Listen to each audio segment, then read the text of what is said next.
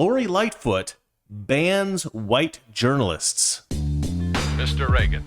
Now, spring is here, and what do we do in spring? Spring cleaning. The mower needs to be sorted, the garden looks a little bit wrecked, and the barbecue needs some work. You might enjoy doing these jobs, but if you don't, or you can't, you're going to need to pay somebody else, and that takes a bit of money. And let's face it, putting money aside for comfortable retirement is the only way that you're going to get out of doing the lawn yourself, right? And if you got a little bit of money saved up in the bank, well, that way you can visit the kids, you can hike the trail, you can play golf, all the things that your friends are doing. And Noble Gold can help with this by investing in precious metals along with your other investments. A gold or silver IRA is a great way of doing this. And this month, Noble Gold is gifting a genuine rare Carson City minted Morgan silver dollar with every qualifying IRA or 401k that you invest with. And this thing is fantastic. I mean, even just the case, I love this thing. See, because I actually really love old coins and stuff like that. And it's absolutely beautiful. I looked it up, and these things are a nice little chunk of change, and it's genuinely old. I mean, apparently these things were distributed in the 70s. They were obviously minted in the 19th century. In 1964, after a century in obscurity in the vaults. So these were in like the vaults. And so in the 1960s, they were like, okay, let's go ahead and distribute these. And I think the initial offering was like $15, and all these collectors bought them up. But yeah, now that you can get one in this nifty case, I mean, this thing, it's beautiful. It really is sort of like an old-fashioned thing that you can have, and it reminds you of better days in America when everybody wasn't so woke and crazy. People say that, oh, if you're nostalgic for the old times, you're nostalgic for oppression. No. If you're nostalgic for the old times, you're nostalgic for a time in America where people respected things like morality and ethics and not like wokeness and horrible things like that. But when people they actually had a sense of integrity. And I think people long for those days. All right, so if you want one of these Carson City coins and you want to invest in an IRA or a 401k, get in touch with the experts at noblegoldinvestments.com or call 877-646-5347 and talk to the experts now. That's 877-646-5347, or you can go to the website noblegoldinvestments.com or click the link in the description below. What has she banned white journalists from? She's banned white journalists from interviewing her. You're no longer allowed to interview Lori Lightfoot. She will not grant you an interview if you are white. This, ladies and gentlemen, is pure racism. If you want to know what racism is, this is it. There should be a picture in the dictionary where it says racism, a picture of Lori Lightfoot. Because this stupid woman is the quintessence of racism. She is racism perfected, condensed, and put in politician form. She is an absolutely disgusting monster of a human being. And let's have a look at her. This is what a racist looks like, ladies and gentlemen. There we go, and that's her. That's monstrous racism in human form. How would you like to wake up with that at the foot of your bed? I think that this mangled head is what happens when you are pure evil, right? When you're a pure evil racist, this is what happens to you. You end up looking like something no one wants to meet up with in a dark alley. I mean, can you just imagine, like, you're walking into like a creepy place and you turn the corner and you see that staring at you? You're going to pee yourself. You're going to scream like a 12-year-old girl and run for your life. But look, it's not what she looks like that we care about, really. It's what's in her heart, right? And what's in her heart is pure hatred. And yeah, ordinarily I wouldn't harp on somebody for how they look, but in this case, she deserves it. She deserves every criticism she gets, because she is a disgusting racist monster, and I do not like her. Let's go ahead and read this story. Why not? Because it's a nice thing to read through, and it'll give me some cues so that I can complain about this horrible person more. Now, remember, this woman broke quarantine so that she could make sure that haircut was perfected. That's how delusional this woman was. She felt that she needed to look good as the face of Chicago. Let me tell you something, Lori Lightfoot. That haircut is the least of your problems. You're not going to fix your problems being the face of Chicago with a haircut. Trust me. All right, let's see here. Chicago Mayor Lori Lightfoot to grant interviews only to black-brown journalists. What does that mean? That means she refuses to grant interviews to white journalists. This is an exclusion. This is not inclusion. This is exclusion. This is pure racism. Chicago Mayor Lori Lightfoot's spokesperson has reportedly announced that she will only give interviews to black or brown journalists on the occasion of reaching the halfway point in her term as mayor. It's unbelievable. I mean, just disgusting. And look at this sort of sneering smugness that she has. Look at these eyes. My God. Just absolutely disgusting human being. All right, Paris Schultz writes, I was told the same thing. And this woman, Heather Cherone, who I assume is also a journalist, says, I can confirm, and she says alderman because she's talking to this guy, George Cardenas, who says, how is that even true? Be serious. So I mean, it's like it's to a point where people are questioning the validity of it because it's so ridiculous. Like, it's not clear whether the mayor's racial policy applies only to one-on-one interviews or whether it will extend to future interviews. Lightfoot, the city's first black female mayor, not to mention lesbian. Oh yeah, here we go. And also the first lesbian mayor, has been a target of public criticism for her harsh policies during the coronavirus pandemic, her failure to manage the Black Lives Matter riots, and a sharp rise in crime throughout the already violent city. Earlier this week, as Breitbart News reported, Lightfoot said that Chicagoans who had received coronavirus vaccines should still wear masks despite new Centers for Disease Control and Prevention, CDC, guidelines, suggesting that it is not necessary to do so. Yeah, I mean, and this is something that a lot of people have noted. I've watched a lot of people react to this, and a lot of people have said, okay, because of the rise in crime, because of her failures essentially as mayor, they believe that this is a way for her to deflect or for her to create a sort of smokescreen, create a new story for everybody to focus on so that they'll ignore these other major glaring problems with her mayorship, her being mayor. Point is, she's failed massively on many, many fronts. And a lot of people think she's trying to distract from that by making up this new sort of sensational story, being a bit provocative here. I don't think so. I don't think this was intentional. I don't think she's sitting there thinking strategically, ooh, how do I distract people from talking about my failures? Oh, I know. I'll be super racist. I think, could you imagine a white person doing this? Could you imagine Donald Trump saying, I'm halfway through my term as president. From now on, I'm only going to take interviews from white journalists. Holy crap. Could you imagine? Yeah, it would certainly distract from some of the other things that he's talking about. But yeah, this is not because she wants to distract. That is an effect of it. But that was not her intention. She's a racist. That's the problem here. The problem is that she is a racist. You know, the people of Chicago elected a racist mayor. Why? Because you wanted to virtue signal. You wanted to say, we hired the first black female lesbian mayor in Chicago. Well, good job. Now you've got a tyrant who demands that you wear a mask even though you don't need to, who went around threatening everybody if they broke any kind of coronavirus lockdown laws while she was going out getting a haircut, totally breaking them herself. And now she's here enacting racist policies. And by the way, I should say, this is not just a racist policy in terms of like, it's not just a lack of ethics here that we're dealing with. This is illegal. She's not allowed to do this constitutionally. This violates the Constitution of the United States of America. I imagine there's all kinds of lawsuits that have already been filed about this because you can't do that, right? You cannot do this in America. You're a government official. You are bound by the laws of the Constitution. You cannot deny reporters access on the basis of race. You just can't do that, right? So she will be sued for this. I mean, it's already happened. I'm sure it's already happened. I don't have the documents. I can't show you, but it doesn't make any sense that it wouldn't be. I mean, I'm sure lawsuits have been filed. All right, let's keep reading a little bit.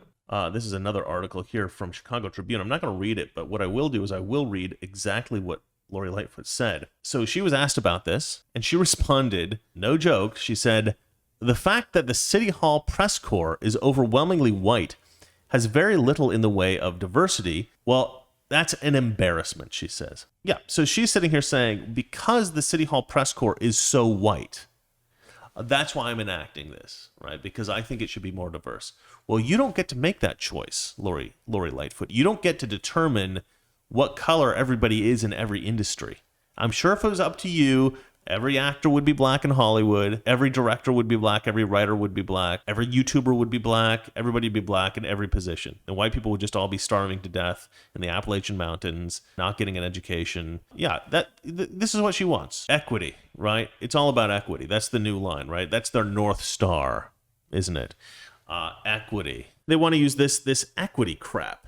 And it's like, yeah, I get what you're trying to do. You think that the world isn't fair and it should be more fair. And you think it should be fair in a particular direction.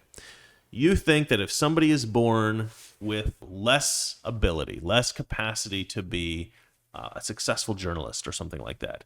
Well, that's not their fault, right? They're just born less capable than somebody else. Well, should they be punished by that? Not according to the communists.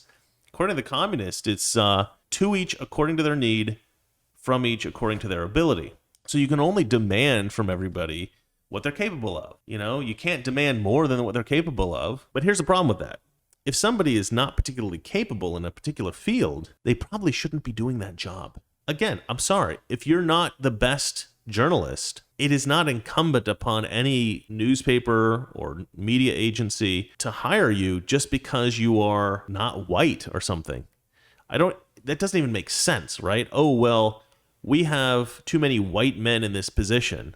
So even though all of these guys are the best at their job, we had to fire some of them and hire some incompetent black women because they're black and they're women and there's not enough diversity. Look, nobody should care about diversity. Not of skin color, not of gender, not of sexual orientation. We don't need that kind of diversity. What we need is diversity of thought. We need people who are good at what they do. I mean, I don't even think we really need diversity of thought that much. I mean, we do need a bit of diversity of thought, obviously. But we don't need people who believe all the crazy conspiracy theories of the left. We certainly don't need that. We just need competent people. We need people who are really good at their jobs, doing everything, every job, right? You want the best people. This benefits society, and it's fair. You know what's not fair? Hiring people just because they're black. That's not fair. Only offering interviews to people who are black. That's not fair. None of those things are fair, right? And Lori Lightfoot will say, "Oh, but there's a history of oppression, blah, blah, blah, blah, blah, blah." My family was German, all right? Historically in America, Germans were oppressed, right? They were marginalized. They were considered to be somewhat inferior. Germans came a little bit late to America compared to some of the other groups. The English, right? The English kind of dominated America for a long time. And so if you came a little bit later and you were German, well, you were considered a little bit weird. You were considered inferior.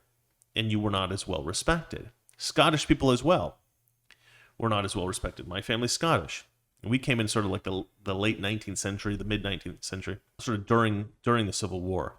But we came into the Midwest. We moved into the Midwest, and then we moved to the West Coast. So we were never really even a part of the racial issues in America. If anything, I think my ancestors were probably dealing with their own marginalization.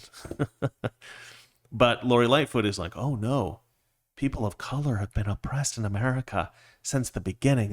They have it the worst. They have it the worst. Not always, not in every single era. No, that's not true.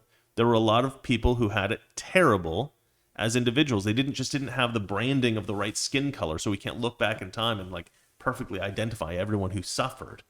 But you can do that with black and brown people if you just make up history and say, oh yeah, no, these people were, every single black person, every single Hispanic, every single Asian, they were all oppressed, every single one of them, in every year of the entire history of America, they were oppressed, they were marginalized, they had it the worst. And it's just not true, right? It's a made-up history of the United States that benefits one group and hurts another group, right?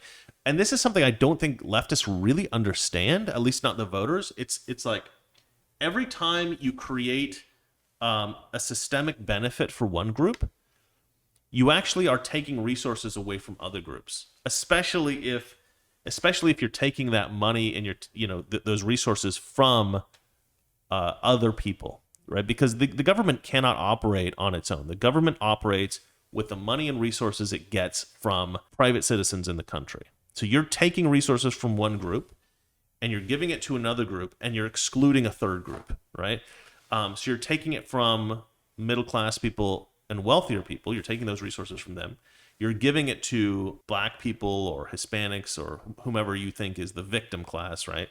The women or LGBT or whatever group is that you want to benefit. But if there's a poor, young, straight, white boy who's suffering, right? He can't get a good education. He doesn't have a good home life. Maybe he's got a great IQ. Maybe he's a very promising young man. But because he lives in a place where he doesn't have good resources, maybe he ends up becoming a drug addict and dying young.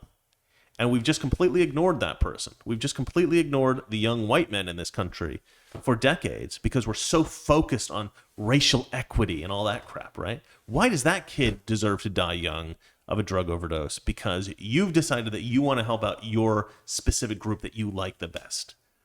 Yeah, this is what we call racism, Lori Lightfoot. You are a disgusting racist. Let me play a response by somebody else. And let me tell you that this, what I'm about to play you, is fantastic. But I actually played this video right before I came on the show today, and it did not inform what I was going to say. I already had planned what I was going to say about Lori Lightfoot before this, but this guy, I think, says it even better than I do. He's even more outraged than me. And so let's go ahead and play this guy's response. Leo Terrell. He's what we refer to as a badass. All right, let's listen to this guy. I'll tell you exactly. If a white mayor said the same thing, you would have CNN and MSNBC and Black Lives Matter protesting and burning down this country. In other words, I can go interview this lady, which I would never do, but Bill Hemmer cannot. Bill Hemmer with more experience, but because of Bill Hemmer's skin color, let me be very clear. It's not weird. She's a racist. She is a racist. Let's be clear. Black woman, mayor, a racist because she won't let Bill Hemmer do an interview, but she'll let Leo Terrell. Never would I do this. As a civil rights attorney, I find this repugnant. Yeah, we're losing our minds, guys. I love that. I love that. That guy's... I mean, he basically expresses exactly what I'm thinking. It was weird because I originally... you might watch that and think, oh yeah, I saw that, and I took my cues from this guy. No, actually, when I first read this story, immediately I thought, okay, this woman has to be called out as a racist, right? And I had planned my whole show. I had planned this thing where I was going to come out and say, look, Lori Lightfoot is a racist. Nobody's going to tell you that in the media, but that's what she is. But then I found this interview, and I realized there was one other person out there willing to call this woman out as the racist that she is. And I think the reason he has that courage is because he is himself a black man. Right? Leo Terrell, a black man, feels empowered, emboldened to call Lori Lightfoot a racist. But every single person in the media should be calling her a racist. There's a sort of tepid response in the media right now where they're like, this is really shocking. This seems kind of racist. No, it doesn't seem kind of racist. It is full-on racism. Lori Lightfoot is a racist. If you're in Chicago, Lori Lightfoot is your mayor, you elected a racist. And I'm sorry if you didn't vote for Lori Lightfoot, but the people of your city elected a racist. She might as well have a freaking Klan hood on. She might as well be burning crosses in people's yards.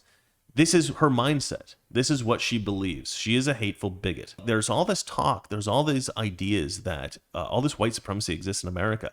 But I'm a conservative white American, right? If anybody's going to talk about, hey, those horrible blacks, they're going to be talking to me. I do think that if there were so many white supremacists in America, I think I would know these people. I think I would meet them. And I just don't. But I will tell you this. I've met a lot of black people in my life. I grew up in Oregon, so there weren't a lot. But the ones who were there, I met and I hung out with and I spent time with. And the only racist person that I met growing up was a black kid named Kenny.